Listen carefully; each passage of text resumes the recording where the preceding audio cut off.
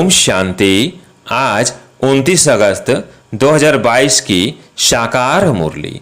आज बाबा ने कहा, मीठे बच्चे, तुम्हें अपनी दैवी मीठी चलन से बाप का शो करना है। सबको बाप का परिचय दे वर्षे का अधिकारी बनाना है। आज का प्रश्न, जो बच्चे देही अभिमानी हैं उनकी निशानियां क्या होंगी? उत्तर, वह बहुत बहुत मीठे लवली होंगे। वो श्रीमत पर एक्यूरेट चलेंगे। वो कभी किसी काम के लिए बहाना नहीं बनाएंगे, सदा हाँ जी करेंगे, कभी ना नहीं करेंगे। जबकि देह अभिमानी समझते यह काम करने से मेरी इज्जत चली जाएगी। देही अभिमानी सदा बाप के फरमान पर चलेंगे, बाप का पूरा रिगार्ड रखेंगे, कभी क्रोध में आकर बाप की अवज्ञा नहीं करेंगे। उनका अपनी देह से लगाव नहीं होगा। शिव बाबा की याद से अपना खाना आबाद करेंगे, बर्बाद नहीं होने देंगे। गीत है भोलेनाथ से निराला। ओम शांति। इतनी सारी बड़ी दुनिया है, इसमें भारत खास और यूरोप आम कहें, क्योंकि भारत तो प्राचीन ही है। यह तो समझते हैं असल भारत ही था। सब धर्म वाले यह तो जानते ही हैं कि हम एक दो के पिछाड़ी आए हैं, हमारे आगे भारत ही था। यह तो समझ की बात है ना। तुम बच्चे जानते हो कि बरोबर भारत ही प्राचीन है। उस समय भारत ही बहुत धनवान तो स्वर्ग कहा जाता था। इस समय तो कोई मनुष्य मात्र बाप को जानते ही नहीं, सिवाय तुम बच्चों के। सो भी नंबरवार पुरुषार्थ अनुसार है, तो हर एक खुद समझ सकते हैं कि बेहद के बाप को नहीं जानते। पुकारते हैं, भक्ति करते हैं, परंतु बाप की बायोग्राफी किसको पता नहीं है। गाया भी जाता है कि फादर सोच सन, सन सोच फादर। अब तुम बच्चों को ही बाप का शो करना है। फादर तो अपना शो नहीं कर सकता, फादर तो बाहर नहीं जाएगा। तुम बच्चों को ही बाप का परिचय देना है। यह भी समझते हैं कि बेहद का बाप स्वर्ग का रचयिता है। उनको अगर जानते तो आश्चर्य लगता है, हम भगवान के बच्चे दुख में, आयरन एज में क्यों? यह प्रश्न भी तुमको पूछना है। पहला प्रश्न पूछना है, तुम्हारा परम पिता परमात्मा से क्या संबंध है? पूछने वाले को तो जरूर मालूम है और कोई पूछता नहीं, क्योंकि मालूम नहीं है। तुम कोई से भी पूछ सकते हो। यह तो कॉमन रीति से सब कह देते हैं, ईश्वर सर्वव्यापी है, परंतु सर्वव्यापी का तो कोई अर्थ ही नहीं। दुख हरता सुख करता कहते ना। दुख मिटाने वाला, सुख देने वाला तो एक चाहिए ना।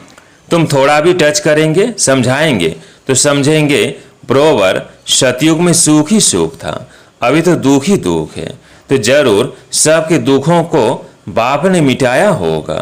यह तो अति सहज बात है, तुम्हारी समझ में आता है। हम पारलौकिक माता पिता के बने हैं। यह ज्ञान की बातें अभी यहाँ चलती है, सतयुग में नहीं चलती। वहाँ तो न ज्ञान है न ज्ञान है। ज्ञान देने वाला वहाँ कोई है नहीं। ज्ञान से तो प्रारब्ध पा ली। तुम अभी ज्ञान से प्रारब्ध पा रहे हो, नंबरवार पुरुषार्थ अनुसार। देही अभिमानी बनना बड़ी मेहनत की बात है। शिव बाबा की सर्विस में जो तत्पर रहेंगे वही देही अभिमानी बन सकते हैं। देह अभिमान आ जाने से फिर उनसे वो खुशबू निकल जाती है। उनकी चलन से ही सारा मालूम पड़ जाता है कि देह अभिमानी है। देही अभिमानी बहुत मीठे लवली होते हैं। हम एक बाप के बच्चे ब्रदर्स से आपस में भाई बहन भी हैं। दोनों ही श्रीमत पर एक्यूरेट चलने वाले हैं। ऐसे नहीं कि एक श्रीमत पर चले और दूसरा बहाना बनाकर बैठ जाए। श्रीमत पर न चलने वाले को बाप कभी अपना बच्चा कह नहीं सकते। बाहर से भल बच्चे बच्चे कहते हैं, परंतु अंदर में समझते हैं कि ना फरमान बरदार है, यह क्या पद पाएंगे। बाप दादा दोनों समझ सकते हैं, श्रीमत पर अमल नहीं करते हैं। देहाभिमान के कारण श्रीमत पर चलते नहीं हैं। देही अभिमानी बड़े मीठे होंगे। यासुरी दुनिया कितनी कड़वी है। माता पिता भाई बहन सब कड़वे हैं। यहाँ भी जो देह अभिमानी है वो कड़वे हैं। अभी तो तुम देही अभिमानी बन रहे हो। कोई तो शिव तमो प्रधान से तमो तक आए हैं, शिव प्रधानता निकली है। कोई रजो तक पहुँचे हैं। शतों में तो कोई कोई आए हैं। ऐसे नहीं कि धीरे धीरे आते जाएंगे। कब तक धीरे धीरे चलते रहेंगे? देही अभिमानी को कभी देह का अभिमान नहीं रहेगा कि यह काम मैं क्यों करूं, इसमें मेरी इज्जत जाएगी। तुम पाकिस्तान में थे तो बाबा भी बच्चों को सिखाने के लिए सब काम करते थे कि देह अभिमान ना रहे। देह अभिमानी बनने से सत्यानाश हो जाती है। बाहर में जो प्रजा बनने वाले हैं उनसे भी गिर पड़ेंगे। प्रजा में जो साहूकार बनेंगे उनको भी नौकर चाकर मिलेंगे। यह तो और ही जाकर नौकर चाकर बनते हैं। इनसे तो साहूकार अच्छे ठहरे ना। बुद्धि से काम लिया जाता है तो समझ में आता है। जो बच्चे नहीं बनते, सिर्फ मददगार बनते हैं तो भी अच्छे धनवान बन जाते हैं। उनको नौकरी करने की दरकार नहीं रहती। यहाँ तो नौकरी करनी पड़ती है। पिछाड़ी को करके राज्य भाग्य अर्थात ताज मिलेगा। सजा तो खानी पड़ती है दोनों को। इन सभी बातों को ज्ञानी तो आत्मा समझ सकते हैं। अज्ञानी देहमानी है, उनकी चाल ही ऐसी है। समझा जाता है कि यह कोई काम का नहीं। यहाँ तो बच्चों को श्रीमत पर चलना पड़े, नहीं तो माया बड़ा धोखा देने वाली है। झट देहाभिमान आ जाता है। देहाभिमान को मिटाए देही अभिमानी बनने में ही मेहनत है। यहाँ रहने वालों को तो फिर ब्राह्मणों का संग है। बाहर तो दुनिया बहुत खराब है। ज्ञान में संग ऐसा होना चाहिए फर्स्ट क्लास, जो उससे पूरा रंग लगे।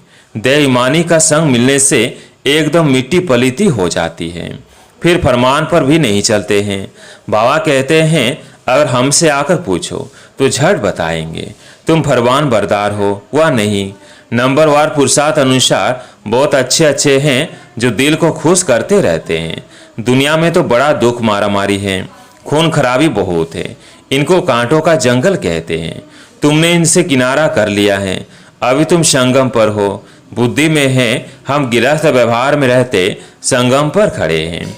अभी हम कांटों से फूल बनते जा रहे हैं, कांटों से पल्लव निकलता जा रहा है। दुनिया में रिलीजियस सिर्फ तुम ही हो, वह भी नंबर और पुरुषार्थ अनुसार। जो बाप को ही नहीं जानते वो ही इन रिलीजियस।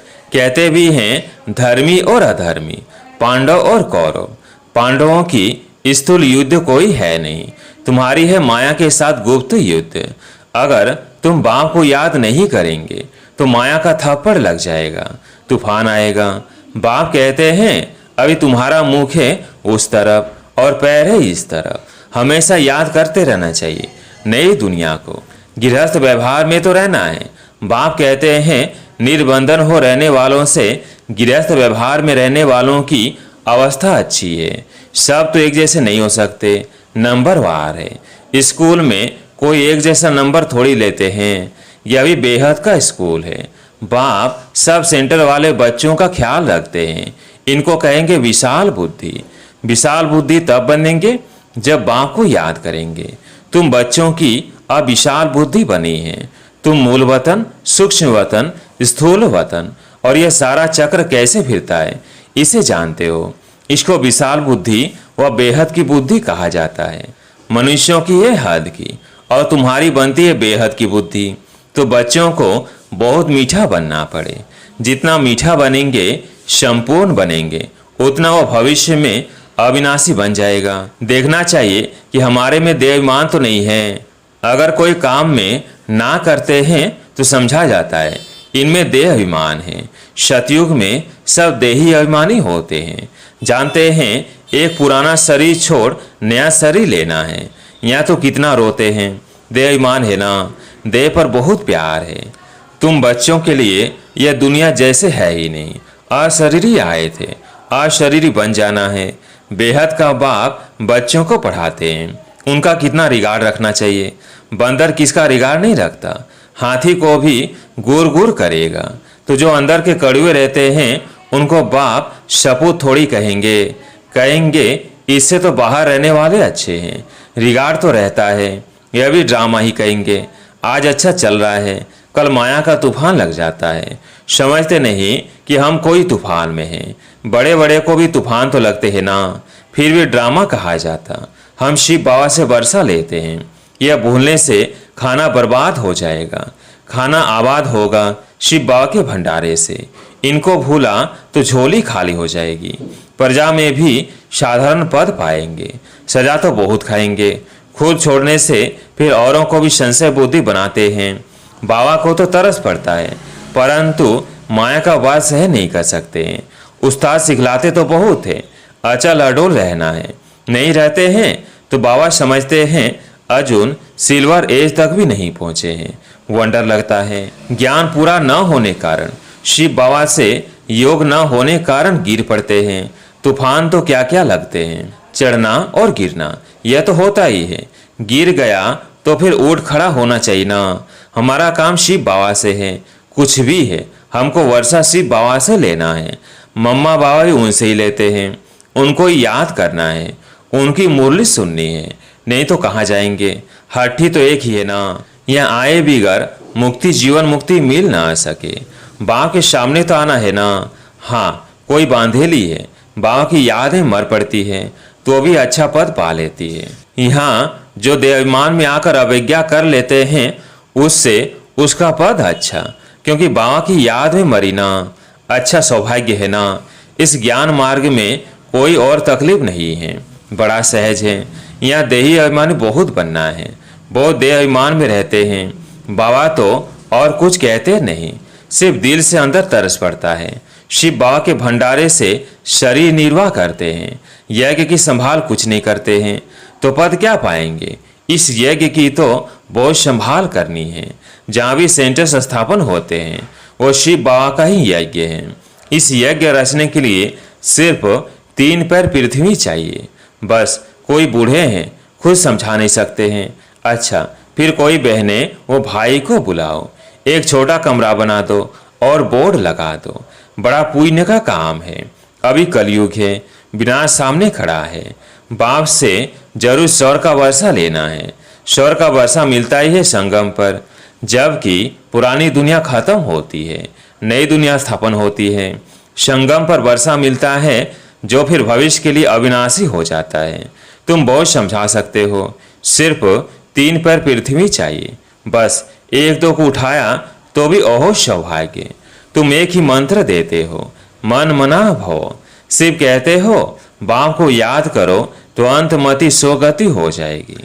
बाप स्वर्ग का खजाना देते हैं, सुना बस बुद्धि में बैठा, स्वर्ग में आने लायक बन गया।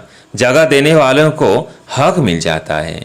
बाबा इतना सहज करके बताते हैं, कोई कुछ सुखधाम का रास्ता बताओ। प्रजा बनी वो भी अच्छा, नंबरवार बनते जाएंगे।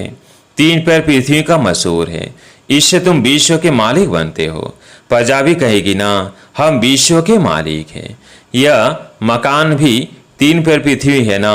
शुरू भी 3 पैर पृथ्वी से हुआ। एक कोठी थी, फिर धीरे धीरे बड़ा बनता गया।